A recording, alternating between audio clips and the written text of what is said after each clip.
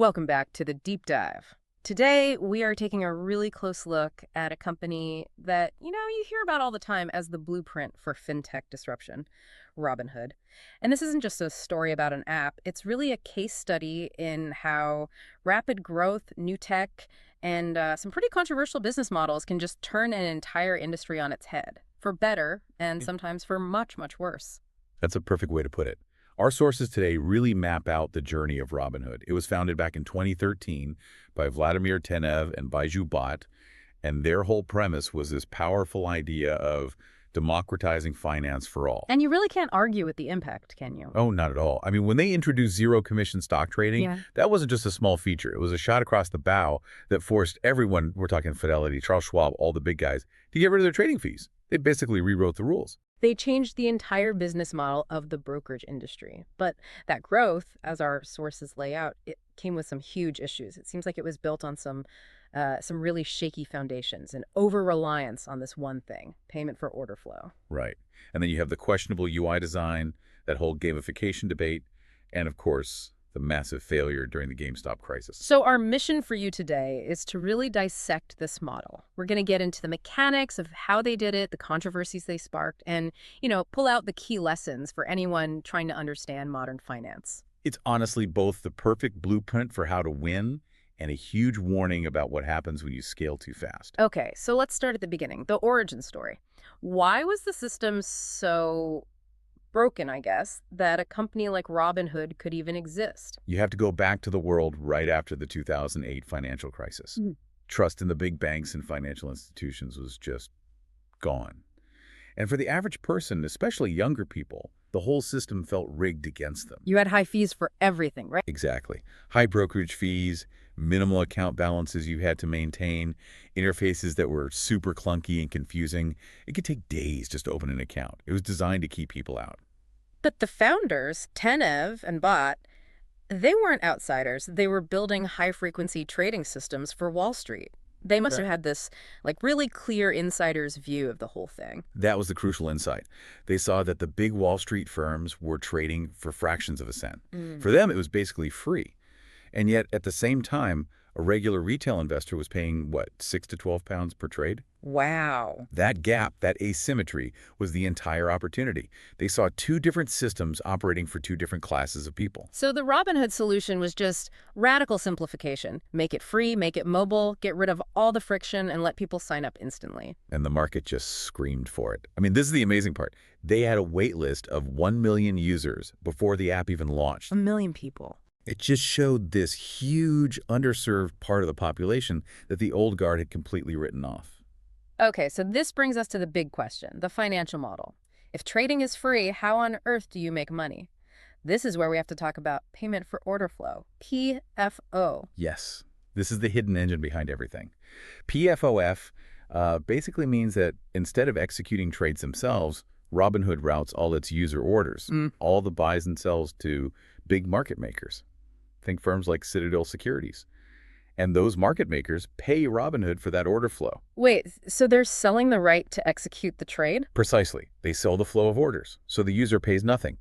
Robinhood gets a steady stream of revenue, tiny fractions of a cent per share, but it adds up. Of course, with that volume. And the market makers love it because they get a huge, predictable volume of trades, which lets them profit from the spread. It's a tiny difference between the buy and sell price. It sounds like a win-win-win on paper, but I know PFOF is controversial. Where's the catch for the customer? The criticism, and it's a big one, is around best execution.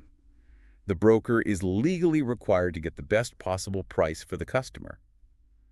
But if Citadel is paying you to send them your trades, critics ask, is there a conflict of interest? Are you sending the trade to whoever pays you the most or to whoever gives the customer the absolute best price? Oh, okay. Even if the difference is microscopic. Even then, that potential conflict is what has regulators so interested. But strategically, you can't deny it worked. It let them undercut everyone and force that price revolution. It was genius, even if a little murky. Oh, absolutely. And on top of that financial model, they just perfected the FinTech growth playbook. They weren't just disrupting price, they were disrupting how you get customers. So what were the key parts of that growth engine that got them to, 22.5 million accounts? A few brilliant things. First, the mobile-first design. It felt intuitive, like a social media app. Second, instant account opening. A process that took days now took minutes. And no minimum deposit. No minimum. You could start with £1. It removed every barrier. And the referral program was the masterstroke, wasn't it? Giving away free stock. Yes. Not cash, but a stock. It made you feel like an owner. And it created this incredible viral loop that just exploded their user base. And I assume PFOF isn't their only revenue stream? No, they were smart to diversify. They have Robinhood Gold, that £5 a month subscription. They make money on margin interest, interest on idle cash, sitting in accounts. And crypto trading. And high margin crypto trading, especially when the market went wild. They found a way to monetize user behavior, not just transactions. But that focus on user behavior, on engagement, that's what leads directly into their first huge crisis of trust, the whole gamification backlash. This is such a critical point. Yeah. Because it shows where the ethical lines started to get really blurry. The app was optimized to keep you trading, which often meant encouraging risky behavior in people who didn't know what they were doing. You're talking about the digital confetti that would pop up after a trade. Exactly. The confetti, the celebration animations, the way they made complex options trading look like a simple video game. It turned the very serious business of managing your money into something that felt like, getting a like on a post. And the fallout from that was just tragic. The terrible incident where a young trader took his own life after seeing a huge negative balance on his options position, it forced a huge public conversation. It raised that question, right? Does a company like this have a duty of care to its users? Or is just giving them access enough? Those design choices really damaged their reputation. They were already on thin ice, Yeah. reputationally. And then January 2021 happened, the GameStop squeeze. This wasn't a PR problem anymore. This was a can we survive problem. So let's break that down. You had this army of retail investors on Reddit, on Our Wall Street Bets, all buying up these heavily shorted stocks. The volume just went through the roof. It was completely unprecedented. And here's the part not many people understood in the moment. The behind-the-scenes mechanics, the liquidity crunch. Every broker has to post cash or collateral to a clearinghouse, the DTCC, to cover their trades. When volatility spikes like it did with GameStop, the clearinghouses demand way more collateral. And how much more are we talking? We're talking billions. Overnight, Robinhood's collateral requirement jumped by billions of dollars. Yeah. And they didn't have that cash ready to go. So they were at risk of default. They were at risk of default. So they made the call that triggered absolute fury. They restricted buying of GameStop and a few other stocks you could only sell. Which effectively pulled the rug out from under the entire rally. And the reputational damage was just catastrophic. Inside the company, it was a technical liquidity crisis. But to the public, it looked like they were protecting the hedge funds and rigging the market against the little guy. The exact opposite of their brand. The exact opposite. They had to raise over $3 billion in emergency cash in just a few days to stay afloat. It was a complete failure of their infrastructure to live up to their own hype. And, of course, a failure that public leads directly to a regulatory backlash. A furious one. The penalties are just staggering. In 2021, FinRaw hit them with a $70 million fine, the largest in its history. And what was that for, specifically? It was for everything. Misleading customers, system outages during crucial trading moments, showing people incorrect margin balances. Yeah. It was a pattern of failure. And it didn't stop there. I know the SEC is still looking very closely at PFOF, and some states went after them for the gamification tactics. Right.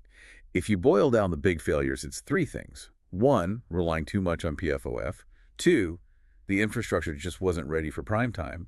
And 3, the user experience choices that destroyed trust. The common thread seems to be that their risk management and their controls just never caught up to their user growth. Exactly. They were flying a rocket ship they hadn't finished building. So it sounds like they've been forced to pivot, to grow up in a way. What's the path forward for them now? Diversification. They have to. They're trying to become a more stable, full-service financial company, so they're launching retirement accounts, IRAs with matching contributions, getting into credit cards, expanding internationally with the UK launch. Trying to shed that image of just being the risky trading app. They have to. They're trying to rebuild that trust. So the Robinhood story really is this perfect blueprint for founders, isn't it? Find the friction, cut the cost, and just watch the users flood in. Yes, that's the blueprint part. They proved that simple, accessible finance wins. They forced a whole industry to change. But the warning is maybe even more powerful, that trust is the only real currency you have in finance. And once it's broken, it's almost impossible to get back. And that your systems, your compliance, your controls, they have to grow with your user base.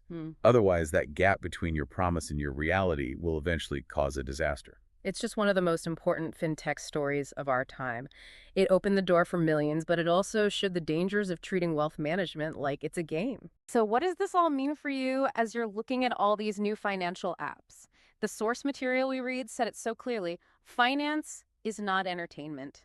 And yet, Robinhood proved that making finance feel like entertainment was the secret to getting millions in the door. So, the question we'll leave you with is this: how can technology keep making finance more accessible for everyone without losing that sense of gravity, of responsibility that's so necessary when you're dealing with people's money? Something to think about.